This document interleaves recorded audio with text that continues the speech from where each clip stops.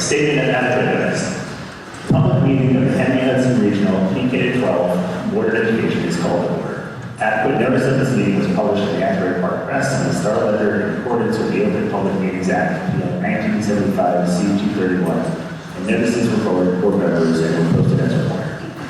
Statement to the public. Oftentimes it may appear to members of our audience that the Board of Education takes action with very little comment, and in many cases by unanimous vote. Before matters placed on the agenda at a public meeting, the administration has thoroughly reviewed the matter with the superintendent of schools. Members of the board work with the administration and the superintendent to ensure that the members fully understand that. Only then is it placed on the agenda for action at a public meeting. In rare instances, matters are presented to the Board of Education for discussion at the same meeting that final action may be taken. Roll call. Ms. Campbell? Here. Mrs. Dowd? Ms. Jacobs? Here. Ms. Payne-Wells? Ms. Knox? Here. Mr. Krueger? Here. Ms. Messina? Here. Mrs. Stock? Mr. Weaver? Here. Dr. Speaks? Ms. Pensaleo? Okay, Dr. Reeves is very sick, so she is not here tonight. So there's no whole business or finding to read her report for her. So it starts off, I'm sorry that I cannot be here in person tonight. We're talking about preschool.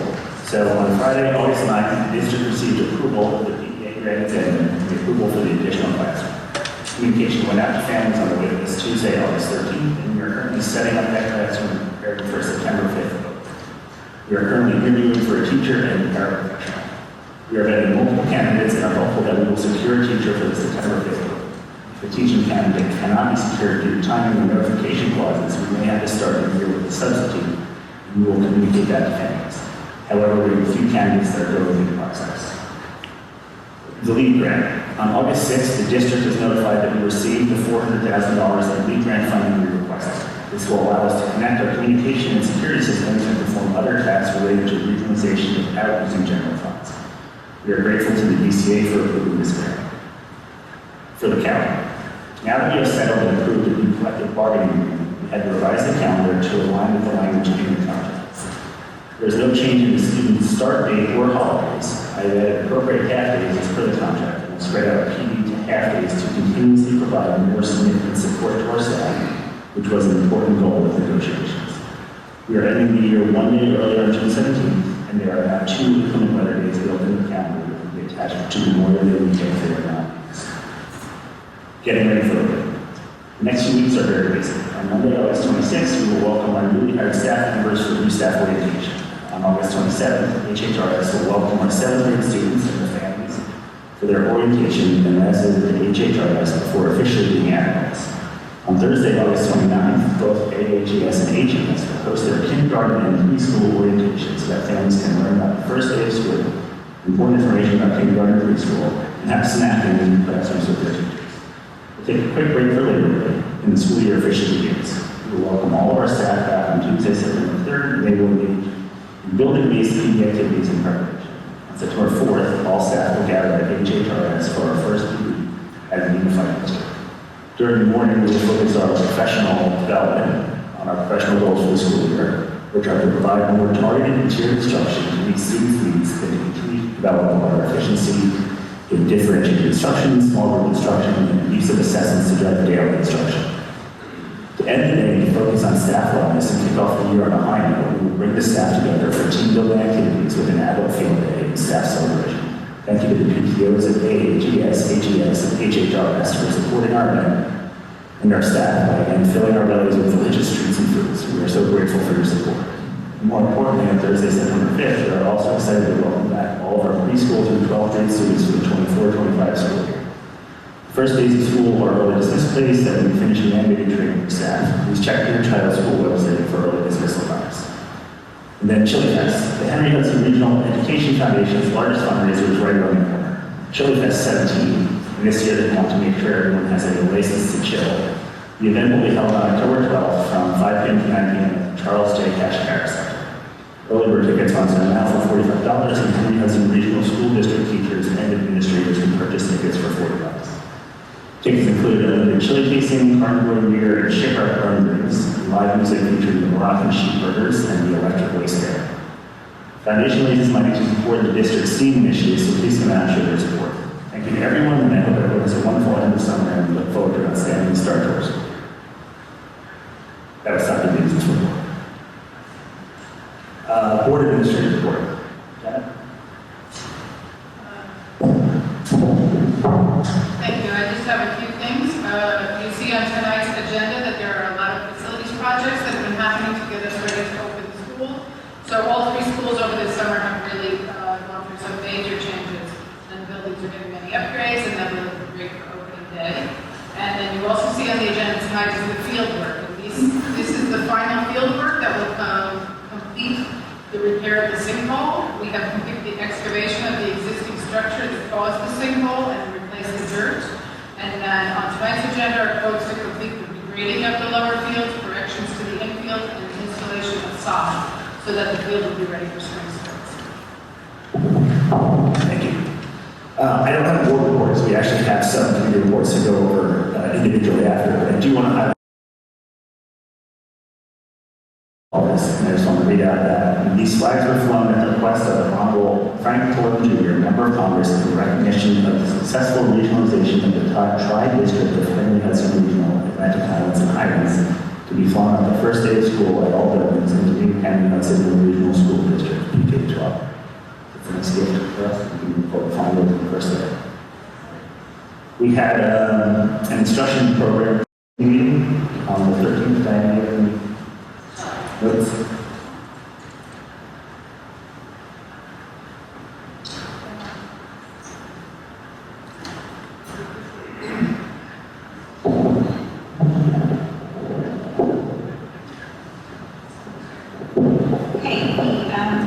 Our instruction and program committee met on August 13th at 5:30. Dr. Beans, Board President Berger, Mrs. Wells, and myself attended the virtual meeting. During the meeting, Dr. Beans updated the committee on the director of CNI position, which, as you know, Mrs. Rexer's resignation is on the agenda this evening. We also discussed the summer planning work that is happening to prepare for the return of our students. Work has been done to align the master schedules and instructional minutes at the elementary school levels. In addition, the administrative team has been looking at our student data and developing action plans to address learning gaps that our students may have. The long-awaited reading program, Wonders, will roll out this year in grades pre-K to 5. The PD for our teachers is on the agenda for approval. Also on the agenda are the curriculum updates. We will be able to use some of our ESSER funds to pilot the Novomat math program for grades K to 4 in January through June of next year.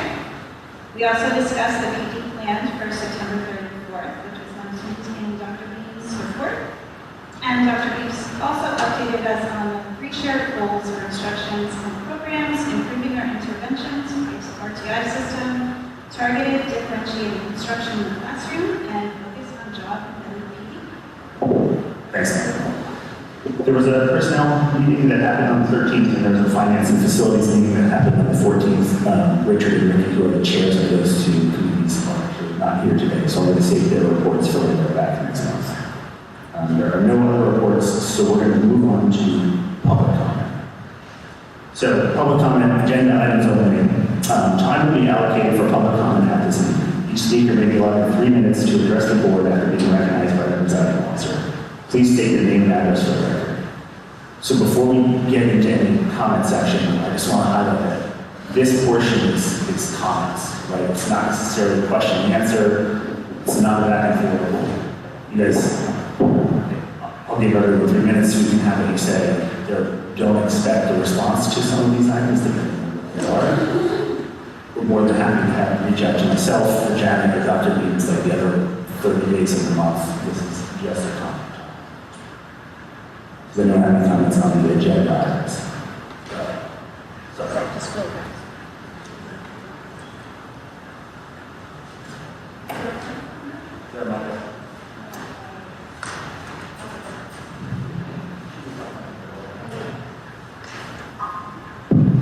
Is that right? I just wanted to this Bonnie Actel to you for your Ocean Boulevard. Did you guys get the building use form for the book fair that's on September 17th? I don't see it on this, but I know that Ralph. It's on the agenda, yes. Okay, great. Yeah, there's a separate sheet on it. Oh. I don't know if it was in there. Sorry. It's together, so it's last name. No, I was trying to. Just say that now. Thanks.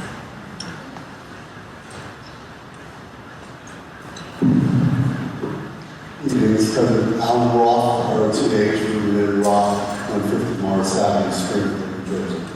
On the agenda, Springfield, New Jersey. On the agenda tonight was a student hearing. I was told that this afternoon it was removed. I don't know why it was removed, but I don't see it on the agenda tonight. I just want to know if it's going to proceed tonight or is it being scheduled for September? I'm sorry. Student hearing. I have no I knowledge. spoke to Doug Silvestri several times. I have a couple emails from him today. It was supposed to be a student hearing instead. We have no objection to being moved, especially if the superintendent's not here. There's procedures. I just want to make sure that we're all on the same page. We don't have on the agenda, I talked to Doug and certainly probably reschedule. Again, I appreciate that. Again, I'm not looking to cause a ruckus. I just need for confirmation because of the deadlines. I need to know if we're all consenting. I consent on behalf of my client. If the board attorney's going to consent, I'll have my 2 minutes. No. I consent. Okay. Then that's what we'll do. Thank you. All right. Thank you, sir. Y'all have a nice weekend. Yeah. There we go.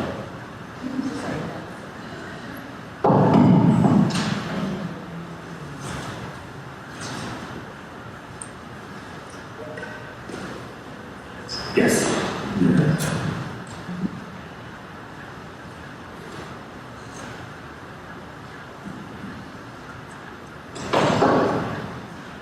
Ariel Smith, 29 Lynn Avenue, Lynn, Collins, New Jersey. It's not a question, well, I guess it is a question, but can you elaborate on what's changed in the classrooms because of regionalization? Like in elementary school, are there still 2 kindergartens, 2 first grades, 1 in each town?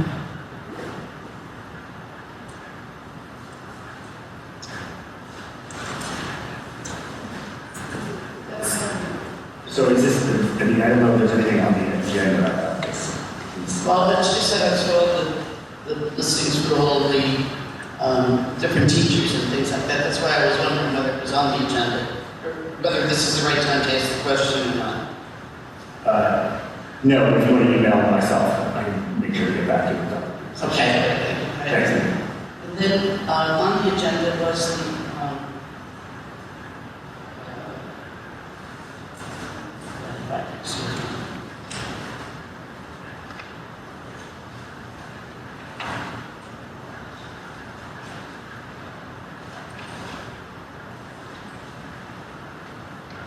under the policy changes, for the second reading of policy changes, it says remote public board meetings during a declared emergency, and that was abolished from after your first reading, your first look at that. Can you tell me why that happened?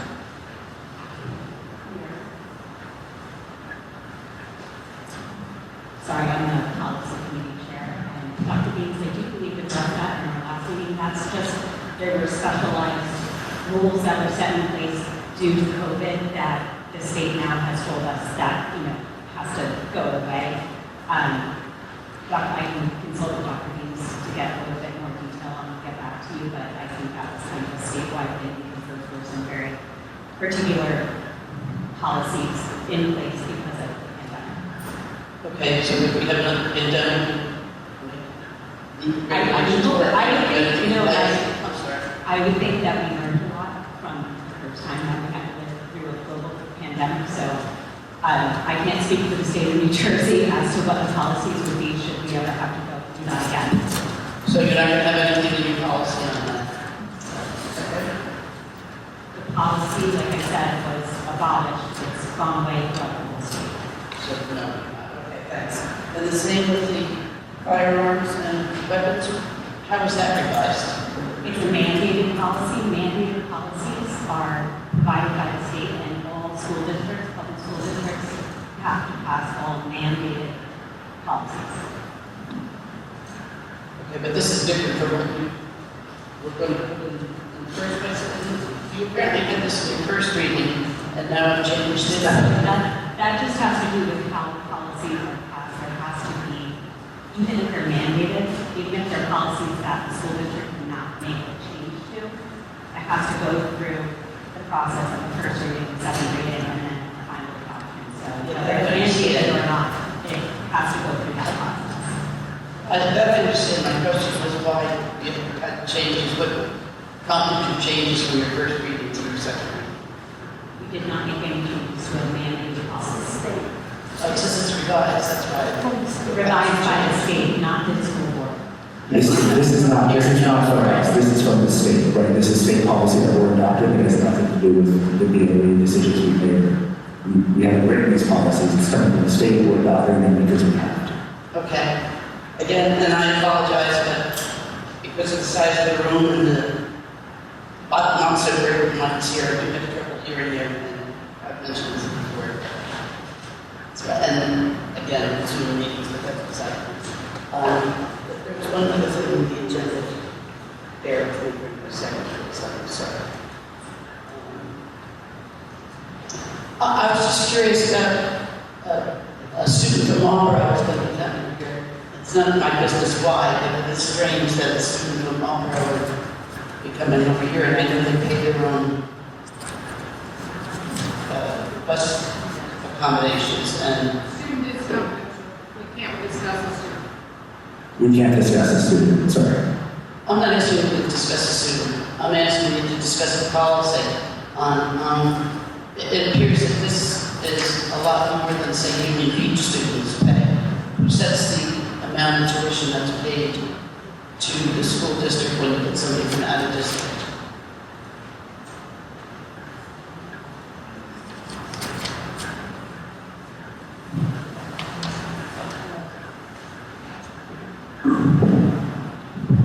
On the agenda, it's to send a student tomorrow. They're not coming.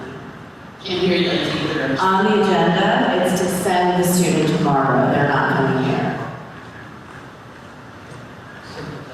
Okay. And under, it's on page 10, the food service to provide breakfast after the bell, does this mean that the kids are going to be eating during class or school or different thing? Yes, Highlands already did that, and now it will be incorporated into Atlantic Highlands, and students are given breakfast after the bell in the classroom. So during school, during class time? In the first thing in the morning, yep. Built into the schedule. Okay.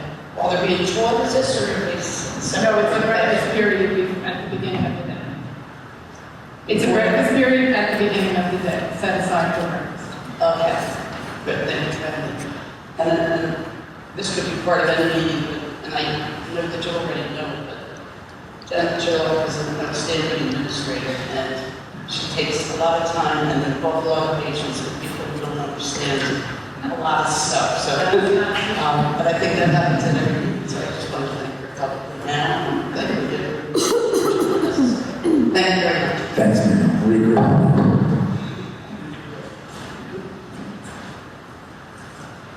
Mark?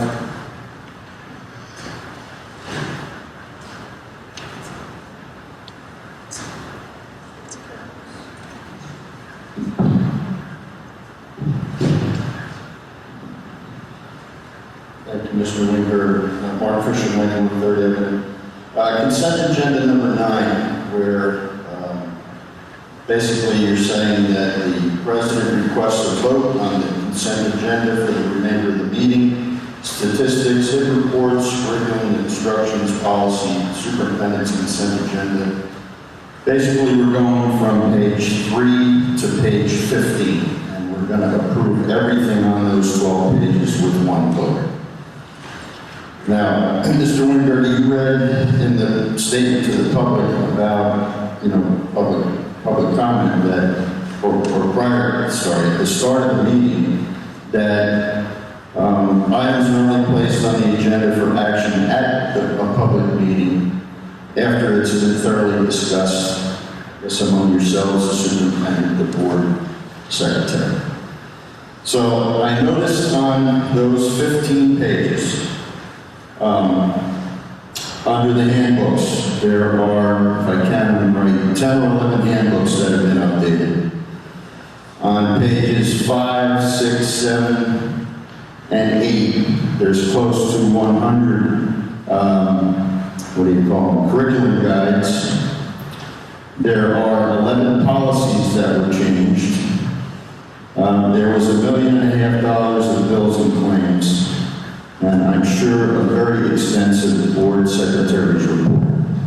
So my question is, when does all that get discussed by the full board? So that they, when they vote on it, they are of full understanding of all of the contents of all of those documents.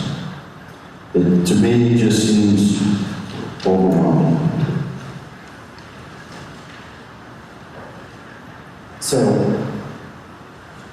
a lot of what you see here come at the recommendation of the board professionals and the administration that we've hired that we trust to do their jobs. So you're not in that position to actually go and do their job, which is what we hired. So if you read at the start of these, all of these come basically at the recommendation of superintendents and our administrators, and people that we hire, people that are administrators hire, they put place we trust their recommendation. We go through this and we feel confident that the recommendation is right for us, or else we do not regret it. So our goals do actually reflect not only our feelings, but the feelings of those people that are on our own employee, everyone that works for our school district. So is it safe to say then that none of these items are reviewed before you vote on them? All of these items were sent home in a packet from last Friday. And then the board can reach out to us anytime before Wednesday with any questions they have, as well as many of these things are discussed already in the committee meetings. So that is the personnel committee addresses those. We had an extensive finance and facilities meeting, explained all of those items, why they were. So the committee asks all the questions, can ask for further research, and then all of it is sent home to all of the board members in the secure folders, and then they are able to review all of it and have plenty of time to ask us any questions or to go to their committees and ask what they have in there. Okay, so just so I'm clear, the close to 100 curriculum, and I guess handbooks you call them, and the policy changes, they are sent to the board members. The policy, the handbooks would be sent. The curriculum is a written curriculum where we've Okay. made people to write curriculum, and now they approve that we have updated our curriculum. They are not approving curriculum because curriculum is written. Right. They are approving that this is then an updated version of the curriculum, and we are compliant with where our curriculum should be. They don't dot every I in there because that is the curriculum writing to do, to meet all the requirements of curriculum.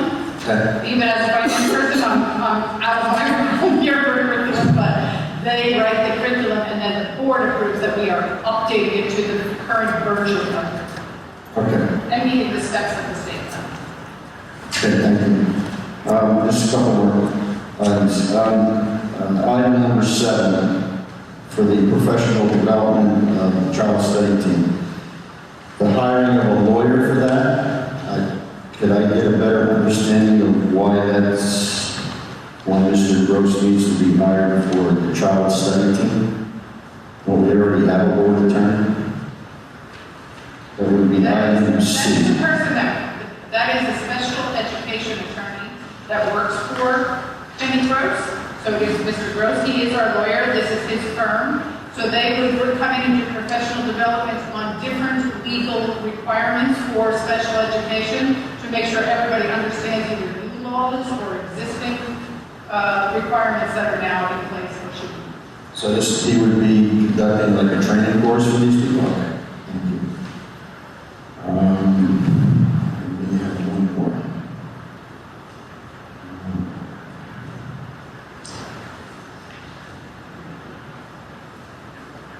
Last one, on item 15. This is on the personnel table on page 12. There are 2 designations, I would assume for footnotes, but they're not identified. One is an asterisk, one is a V in parentheses. What does that mean? It should be on that page, volunteer, independent criminal has to review certification. I think it follows over at 13 at the bottom of the table. It just folds over. Okay, thank you. Thank you, Mr. Chairman. You can do that, I think more people are going.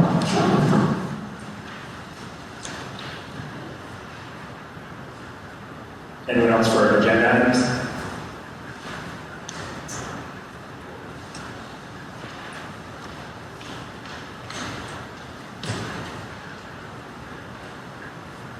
Jennifer, any review report secretary certification? All right. Approval of minutes. So motion to approve the following minutes: regular meeting minutes from 7/17/24 and executive meeting minutes from 7/17/24. May I have a motion? Second. Any discussion? Roll call. Campbell? Yes. Jacobs? Ms. Knox? Yes. Mr. Krueger? Ms. Messina? Yes. Mr. Winger? Yes. Facilities use requests to approve the following requests for the usage of the district facilities grounds, usage County Hudson Regional School District facilities grounds, as operator policy 7510, all usage is subject to change upon availability. Can I have a motion? Second. Any discussion? Roll call. Ms. Campbell? Ms. Jacobs? Ms. Knox? Mr. Krueger? Ms. Messina? Mr. Winger? Yes. Then the consent agenda, a motion to approve the following items on the recommendation of the superintendent. Can I have a motion, please? Second. Any discussion? You also have an addendum here for facilities use as well as decommissioning and personnel for a position for a teacher liaison. Do those fall under the consent or separate? Okay. Another one? Second. And then I don't know if everyone has a copy of the agenda. Mine is okay. Any discussion? Okay, roll call. Ms. Campbell? Ms. Jacobs? Ms. Knox? Mr. Krueger? Ms. Messina? Mr. Winger? Yes.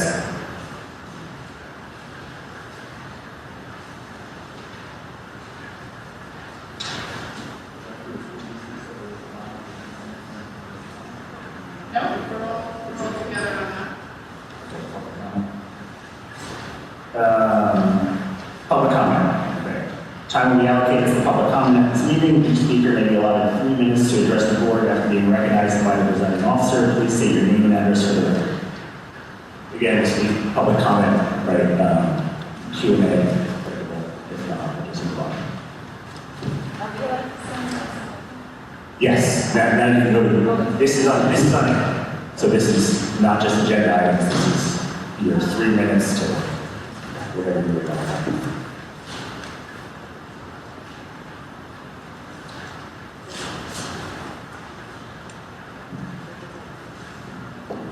Okay, hi, Diane Chava, 6 Superado. Last meeting I came and I was raising some concerns about the Gifts and Talented program. That it used to be 4 or 5 times a week and now it's been whittled down to once a week. I then had a meeting with Mr. Farisi at the Atlantic Highlands Elementary School, and he mentioned that, yes, it's once a week and it's STEM, and I think it's run by Ms. Bellantoni, and she has 1 more period, maybe per day, that she could have to put towards it. But the way that the Accelerate program works is that it's STEM, it's not accelerated work. So beings in the past had said, last time I was here, that what we had as of 2019 was deemed illegal, our last Gifted and Talented program. But everything I've educated myself about actually says in 2019, Gifted and Talented got more rights, and that we're supposed to be giving them what they need, which in my mind is taking a 4-day-a-week program and replacing it with a once-a-week program.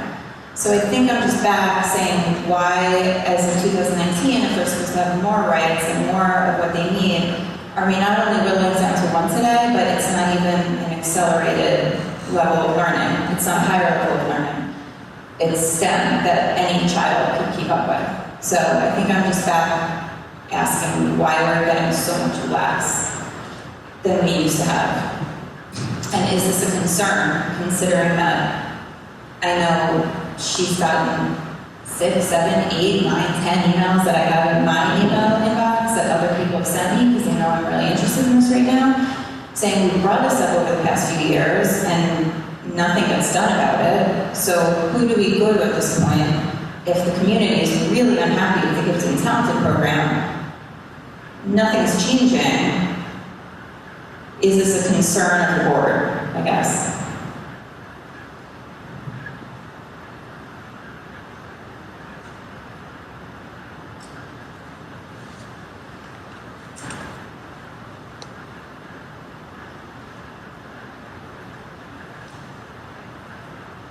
Sorry, I'm just thinking this down.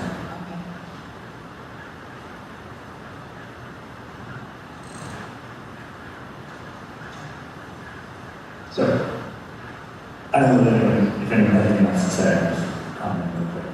So I think education is always important, this Gifted talent is always important. So in 2019, it was the SGTEA Act, right?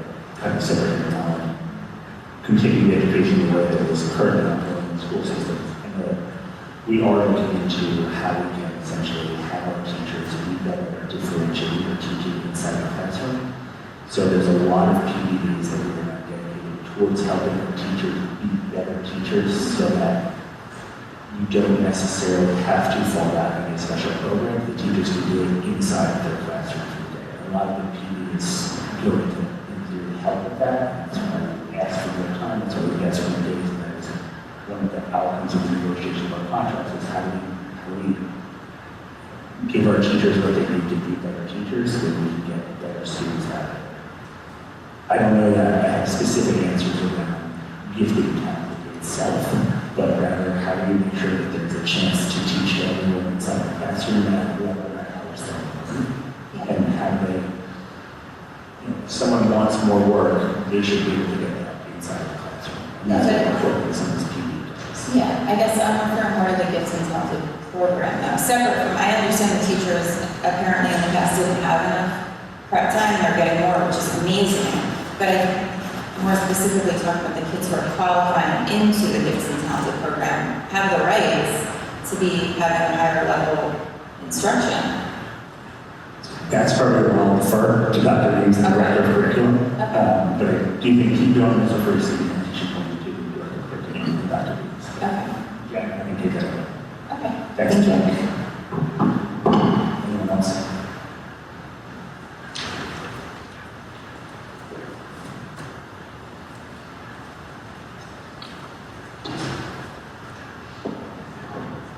Hello. George Stickman. Name Round Christie, 1 Jackson Street, Highlands. Do we have a head of curriculum right now, or what's happening with that? That was my first question, per your response to Diane. I don't think we're going to discuss personnel. Is that concerning to this group that we might not have? We are talking about it. I don't think we're going to discuss it. Okay, stuff is happening there. And then, in terms of the gifted program, are you guys thinking about, or is Dr. Reeves thinking about separating out math and reading so that there's like testing into 2 different programs, just so that it's not so much, are they qualified? But right now, I think it's like any student is qualified for both, it seems, whereas like my son, for example, is better at math. And, you know, if it was to be broken out, like most schools seem to have like a math pull-out type program or a reading pull-out type program, and I feel like it doesn't seem like it's really benefiting students that are maybe better at one versus the other if it's just testing for both. I can also bring that to Dr. Reeves, the director of curriculum, right, to find out are we planning on doing something separate, or is it kind of gifted? Okay, yeah, I think breaking out the 2 is, I mean, we talked to some friends at Rumson and some other schools, and they definitely break it out, so I think that would be beneficial. That's all. Thanks.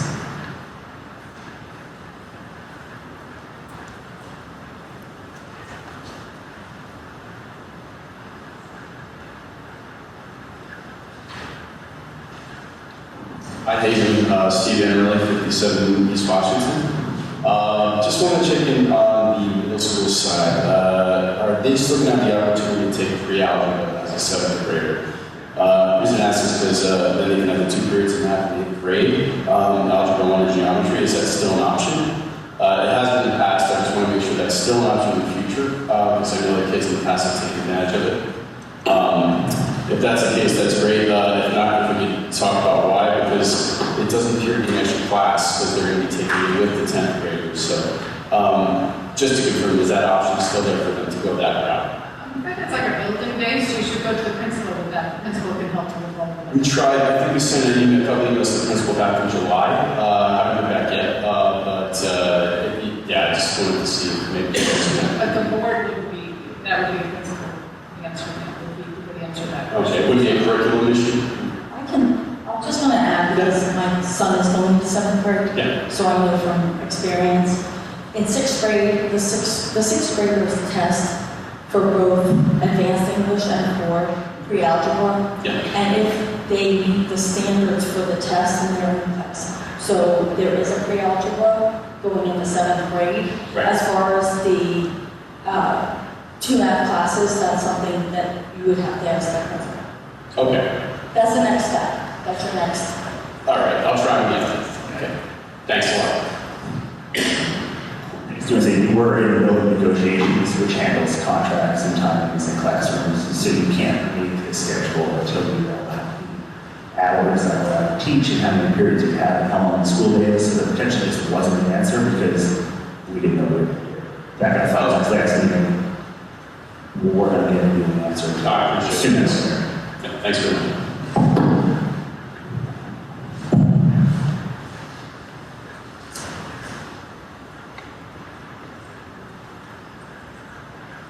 Anyone else? Yes, anybody else?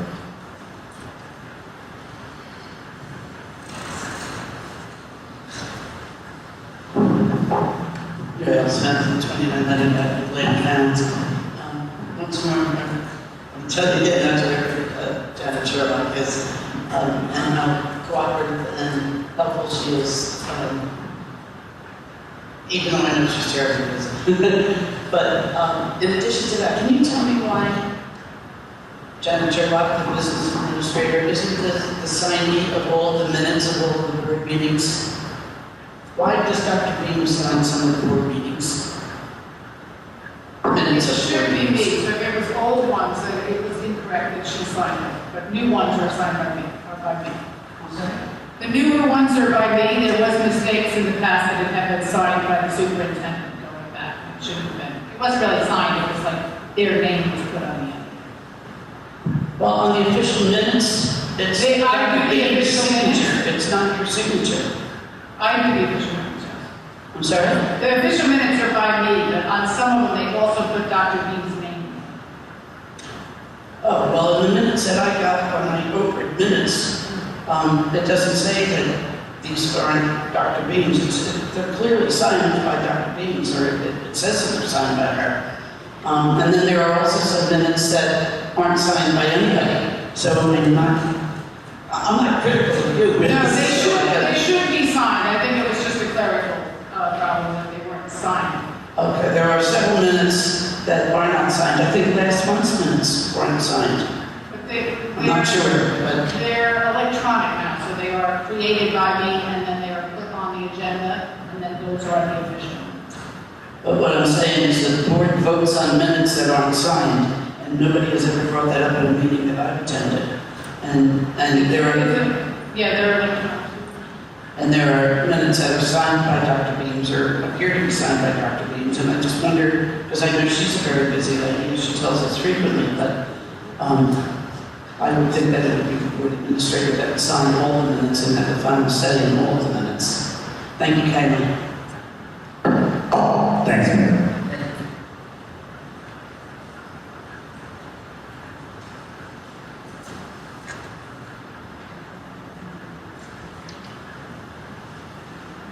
Yeah. So if there's no more comments, are there any board comments? Yes.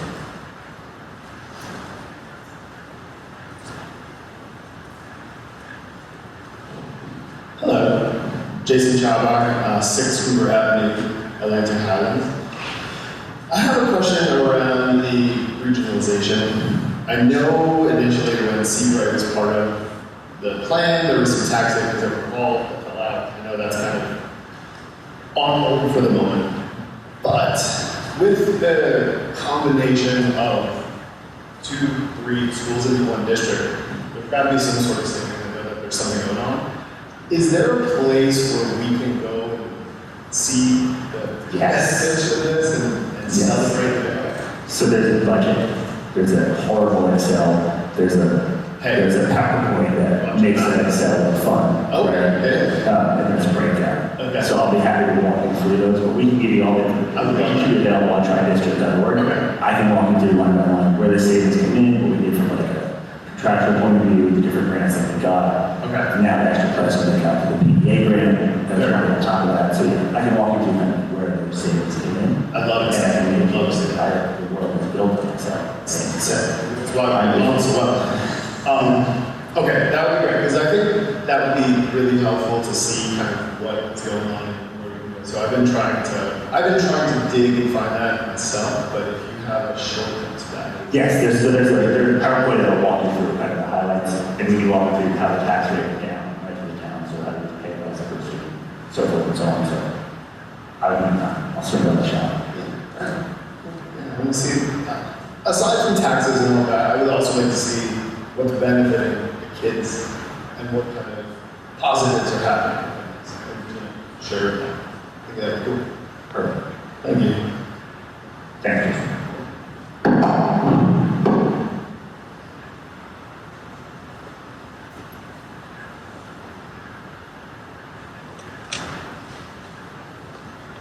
Anyone else? Any board member comments? Irene? Any matters?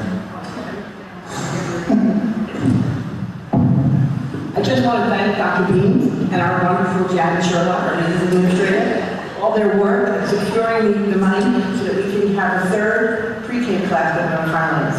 I was really excited about that. Thank you very much for your work.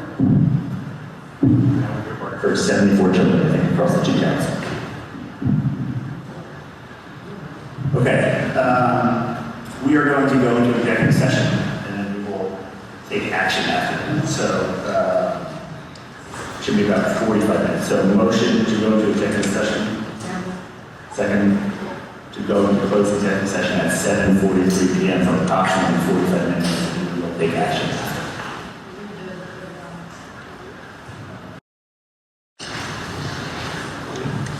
We are talking about litigation or contract matters or attorney-client privilege and personnel matters.